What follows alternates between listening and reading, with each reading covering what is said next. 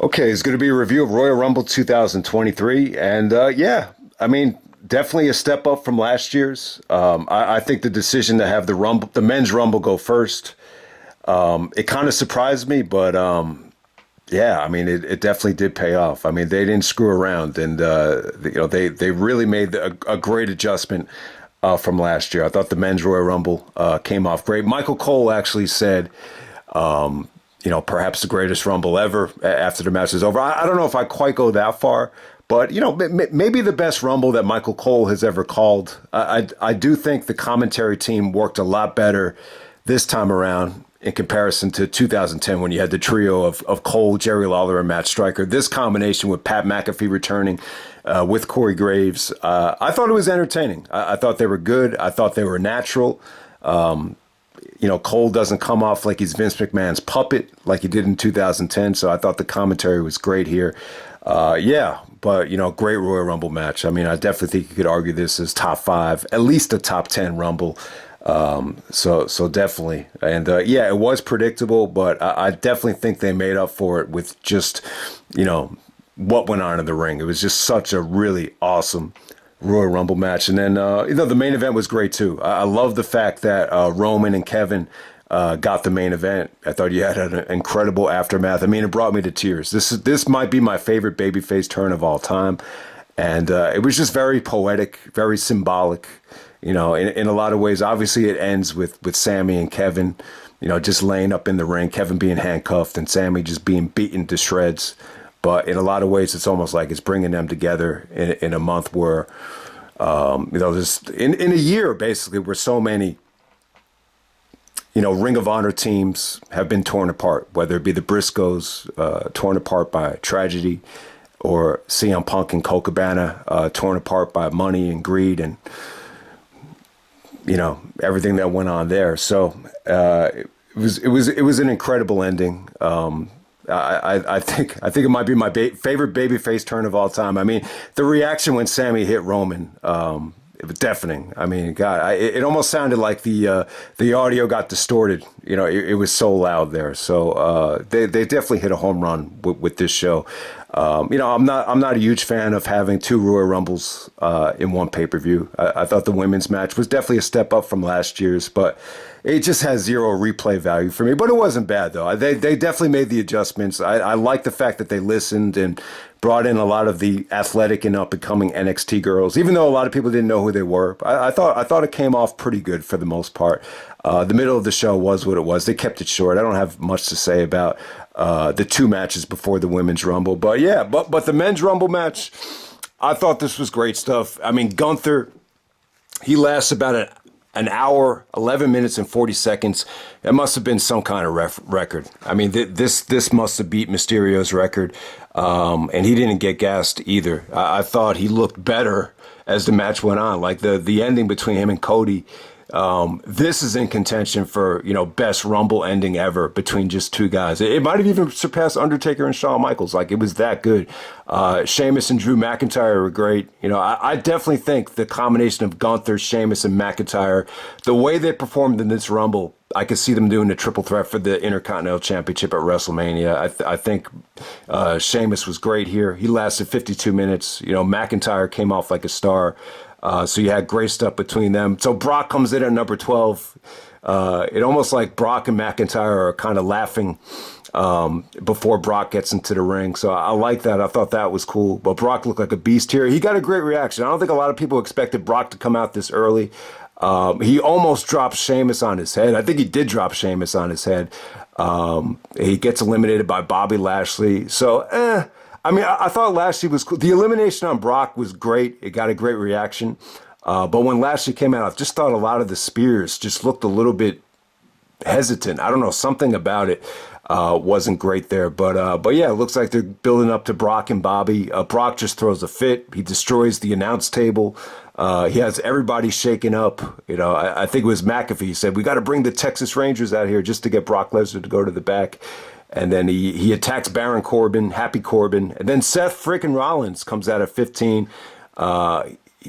He brings Corbin back into the ring, eliminates him. Yeah, Rollins had a great showing. He lasts about almost 40 minutes, 37 minutes and 18 seconds to be exact. But yeah, Rollins almost stole the show this whole weekend. Someone asked him about FTR being free agents, and then he said, well, what do you think about CM Punk?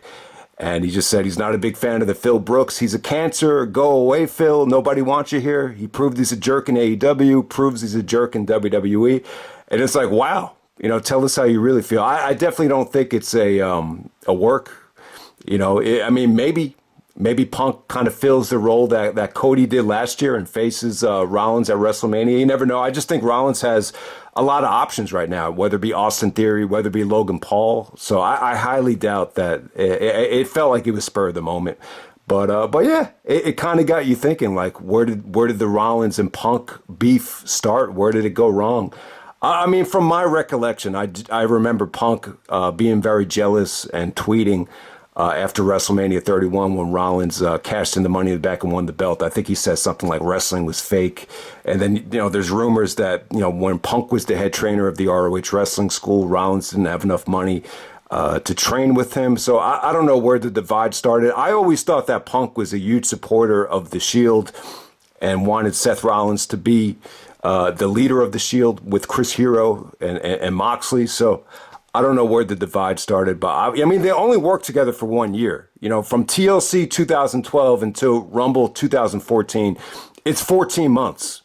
So Seth and Punk spent very little time together. So it almost raises a red flag of, wow, there's just so many people that have been using this, whether it be Jericho and now whether it be Rollins, that Punk is a cancer. But we'll see what happens. Punk is not cleared to wrestle until months down the road, but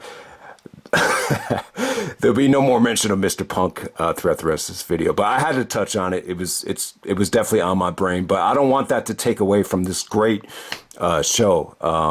Dominic, Ray doesn't come out. He was unable to compete. So Dominic comes out. On commentary, they really put over how much of a prick Dominic Mysterio is. So I thought this match definitely elevated his heel status. He actually paid tribute to, or was mocking Eddie Guerrero. And yeah, I mean, once again, they're still using Eddie Guerrero's death as a way to get heat. So I don't know how you want to look at that. But yeah, the Judgment Day was cool. Mysterio, Balor, Damian Priest, they were able to, Edge came out. Edge got a great pop. He took out the Judgment Day, but then Judgment Day were able to screw Edge. So you get to see more stuff between Edge and Mysterio with the Judgment Day. Maybe you could have AJ join them for a 6-man tag at WrestleMania. I thought that was well executed. See, Brock and Edge got great reactions, but it almost had the feeling like you didn't want to have them last throughout the whole Rumble. Give someone else a chance to wrestle Cody at the end, and I think that was definitely the right call. No doubt about it. Booker T is a surprise appearance at 21. I thought that was cool. You needed, some kind of a surprise. I thought that was really, really cool. The only part where the Rumble kind of dragged, I would say, was, when Austin Theory came out and they were doing the Judgment Day stuff with Beth Phoenix. It kind of dragged a little bit after that with Omos and then Strowman coming out, but it picked right up again. Ricochet and Logan Paul, man, holy shit! The springboard where they basically headbutt each other in midair. It's like CTE collision in midair. It was dangerous, but it looked cool as hell. And Logan Paul looks great. There were rumors that he tore up his knee at Crown Jewel. But, when you watch that Crown Jewel match, like, it's hard to diagnose where he got hurt, but it looks like he's okay. So maybe it was just a sprain. I mean, it's definitely not a torn ACL if he's able to compete like this, because I thought he looked great. So, yeah, him and Ricochet were awesome here. Even Strowman, played his role nicely as a monster. I thought that was really, really good. Austin Theory was great out there. He got a great elimination on Ricochet. So Cody comes in at 30. And, very predictable. I mean, I think everyone knew Cody was going to win this thing. But, just the work that Cody did, was great. Obviously the ending with Gunther is great. But he worked with other guys as well, man. And, it was just a war, the stuff between Cody and Gunther. I mean, Gunther actually going after the pectoral, the chops. Cody's, the whole right side of his chest. It almost looked like they recreated the Hell in a Cell with, you didn't have internal bleeding, but you had all the, the redness from the chops. I mean, it looked scary. But yeah, they gave you a great ending, so much drama. It almost looked like they were going to do the Benoit finish with, Gunther had Cody in like a headlock, and Cody was trying to just, drape him over the top rope. So it looked like they were going to do that finish, but yeah, just great stuff. Gunther looked strong. He got stronger as this match went on, and yeah, I just thought that they gave you a really, really good ending. Cody earned it. Cody definitely earned it. They even teased Logan Paul, pointing to the WrestleMania sign. So I thought Logan got some really, really good heat here. So yeah, just an incredible Royal Rumble match. Great ending between Cody and Gunther. It felt like a war. It felt like Cody earned it. And probably the most important thing is just, Cody taking in the moment, looking at the WrestleMania sign. You could just tell, like, all the Royal Rumbles he grew up watching, it flashed right before his eyes. He even was a part of the Randy Orton moment. I almost forgot about that. Like, when Orton won his first Rumble and pointed to the WrestleMania sign, Cody was there. So he knew what it felt like, to almost be there, but not quite be the guy. So I think that really, helped him, appreciate this moment as well. You could just see the legit tears. And yeah, I thought this was probably the best post-Rumble celebration that anyone's ever had. I think that's what made it, that's what really puts this Rumble over the top, no doubt about it. So yeah, great Royal Rumble match, light years ahead of last year's men's match, by far. Okay, so next up you had Bray Wyatt taking on LA Knight, the Mountain Dew Pitch Black match. I thought it was cool. It was almost like a glow in the dark match. They kept it very, very short. Bray actually looked like a zombie or a Dusk Till Dawn character with how he looked in the dark there. But yeah, there was a nasty table bump. The execution into the Sister Abigail was pretty cool. But yeah, I like to see Bray Wyatt kind of act more like the guy he acted like in the press conference. The real life dude. But yeah, it was what it was there. And from there, you got Bianca defending against Alexa Bliss. Not a good match, not a great, not a bad match. You could just tell by Alexa's body language that, something was up. She didn't really look that invested in it. But Bianca's offense on Alexa was pretty breathtaking. But Alexa's not bad. It's not like she's like Ashley Massaro level. She's a very solid women's wrestler for her size and for who she is. But it felt like the definition of filler. And we just move on from there. Bianca retains. I thought they made her look strong. There's really not much to say about it. It wasn't bad. It just I just don't think Alexa was a believable opponent to take the belt from Bianca. But let's just move on from there. Next up, we have the 30 women Royal Rumble match, the women's Royal Rumble match. All right, let me try to get down to the listing here. All right, so Rhea Ripley enters at number 1. She lasts over an hour. So she joins Benoit, Rey Mysterio, and who's the other guy to win the Royal Rumble at number 1? It was, what was it? Benoit, Mysterio, and Shawn Michaels. So she's the 4th person ever to win the Rumble from the number 1 spot. Yeah, I thought this was the right choice. I mean, this was the right way to go. Rhea Ripley has an awesome look, and she lasted throughout this whole thing. Her and Liv Morgan lasted, pretty much the entire match. So give them credit. There were times, though, you almost forgot Liv Morgan was actually in this match. I thought Shayna Baszler had a great show, and she comes in at number 5. The Women's Rumble, I still feel like it's tough to do 2 Royal Rumbles in one show. I just felt like still you just kind of had a feeling like it was a bit much, and you knew it would take a hit. But honestly, considering that you had an amazing men's Rumble match, the reaction for this wasn't bad. I mean, it really wasn't bad. It was definitely doable. I think the NXT girls definitely helped this out. It wasn't like last year's where you had, females coming out of retirement and asking them to carry this match. This was definitely a lot better from an athletic standpoint. But I will say this, it definitely does feel like a lot of the girls that are, whether they're in NXT now or they just made it up to the main roster, there's still a severe disconnect with a lot of girls. The really established girls, though, got great reactions, whether it be Asuka, obviously Becky Lynch, Shayna Baszler, Bayley. Bayley got a great reaction. But yeah, I think the match just doesn't have a lot of replay value. I think the Nia Jack stuff wasn't great. Nia, she actually got a better reaction than you would have thought. But yeah, all the girls at the end of the Rumble were able to gang up on her and eliminate her. Yeah, but really not much to say about it. I will say the best part of the match was when it got down to Nikki Cross. Who was it? It was Nikki Cross, Rhea Ripley, Liv Morgan, Nikki Cross, and who was the other girl? Asuka. When it got down to those four, it was pretty cool. Asuka got a great reaction throughout this whole thing.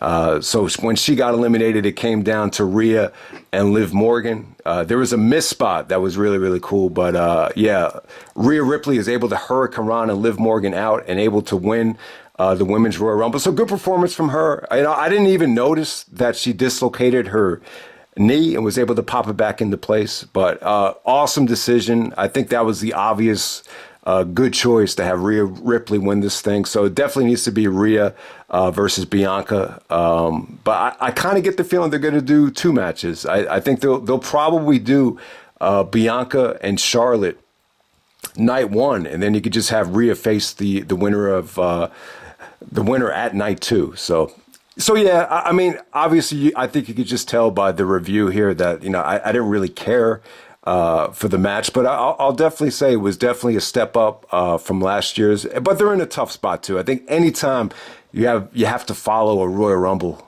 with another one, it's just difficult. But I definitely think they did the best they could. I mean, the biggest surprise in this match was probably Michelle McCool.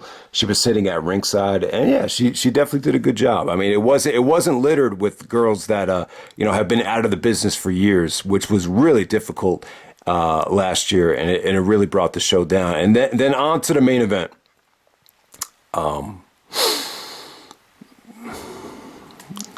We got Roman Reigns defending the belt against Kevin Owens. They go about 20 minutes. And yeah, one of the few championship matches that have ever main evented a Royal Rumble. I mean, Kurt Angle and Mark Henry did it, but that was pretty much for storyline purposes with The Undertaker. But yeah, I mean, the only guys to really, main event for the title, it's a very select few. I mean, it's Undertaker, Shawn Michaels, guys like The Rock. The Rock and CM Punk did it, but very rarely. So I think it made it special, and I definitely think it was the right call. Kevin Owens and Roman have had strong matches in the past. I thought they told a great story here of Kevin just never giving up. I mean, kicking out of everything. He took some vicious shots to the steel steps. I mean, some of those when Roman is just, ramming him, on the back of his neck into the steel steps. There was two of them consecutively. And, there's so many times where, Roman speared Kevin, whether it be, in the ring or through the barricade, and Kevin would be able to get out of the ring to avoid, getting pinned. There was a ref bump that was really good where, you thought Kevin might have had the championship won, but there's no referee. So I thought they did a great job making Kevin look strong. But yeah, I mean, give Kevin credit. He took a lot of chances here. Some of those moonsaults where he's trying to just jump on the top rope and then moonsault, very difficult to do. I think even like RVD would have a tough time doing that. So Kevin at his weight, they tried to sell it like, the ring was all slippery, because of all the Royal Rumble matches, going on before the main event. But it didn't take away from the match for me at all. I thought Kevin put up a great fight here.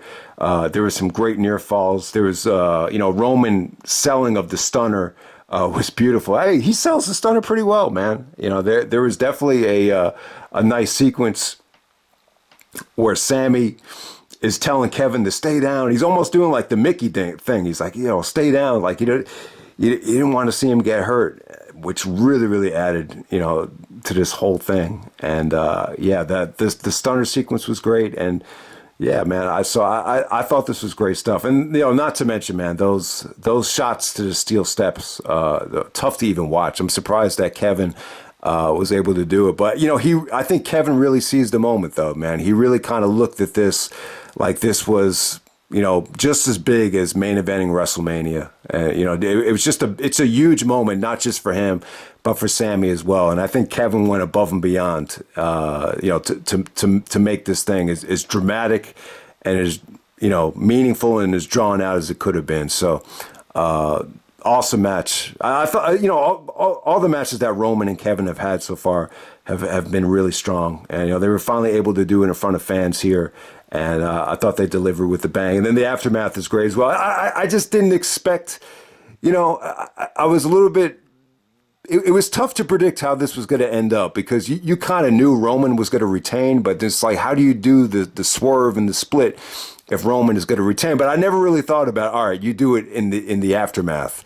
And it's funny, man, the Bloodline, they're heels, but there's a lot of times where they get treated like baby faces. So, this was such good heel heat for Roman. There was "fuck you, Roman" chants. They handcuffed, Kevin to the ropes. The Usos were great here, and it was a crazy angle. Especially when you're considering the potential sale of the company and they're teasing unprotected, chair shots. It was a great angle. It felt cutting edge, and the stuff between Sammy and Roman, leading up to the chair shot, was just beautiful stuff. I mean, Roman was great. He came off like a heel.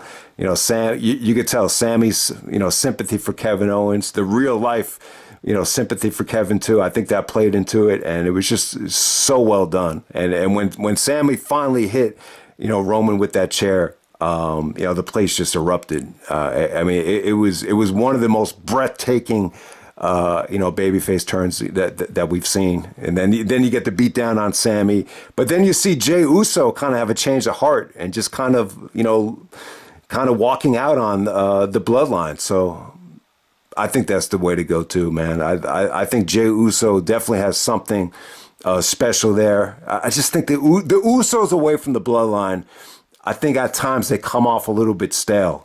And I think Jay has really earned the right to, see what he can do, away from this stable, or especially away from the Usos as a tag team. So I love that about it. But yeah, vicious beatdown from Solo Sikoa and Jimmy Uso with Roman. It was just such a beautiful angle. I mean, this is probably my favorite angle that WWE has done, since Evolution turned on Randy Orton. So awesome Rumble, awesome aftermath. The men's Rumble was great. The women's Rumble, it was really tough to talk about. I probably should have skipped trying to break it down. It just has zero replay value for me. But I'll tell you what, give them credit. I thought they did a good job. I thought they really did the best they could. To follow it. I thought they made the adjustments from last year. And Rhea Ripley winning was definitely a good moment. I thought the ending between Rhea, Liv Morgan, and Asuka, was well executed. It's just, the match as a whole, it just doesn't have a ton of replay value. And there's a lot of girls, whether it be NXT girls or main roster girls, there's still a severe, disconnection. You could just tell a lot of people aren't watching, all of the product for the most part. But the bottom line is, the men's Rumble was incredible, and the main event and the aftermath, must see stuff. So I think that makes it an awesome, amazing pay-per-view right there. So hope you guys enjoy the review. I know this has been a rough month, trying to get these Rumble reviews out with with what happened and everything, and the potential sale of the company, but. Yeah, man, but it was an awesome ride though with the Rumble. I definitely think it was something special, this pay-per-view as a whole. So hope everybody enjoyed it. Hope it took your mind off whatever it is you're going through. And that's pretty much it, man. And I'm out. All right.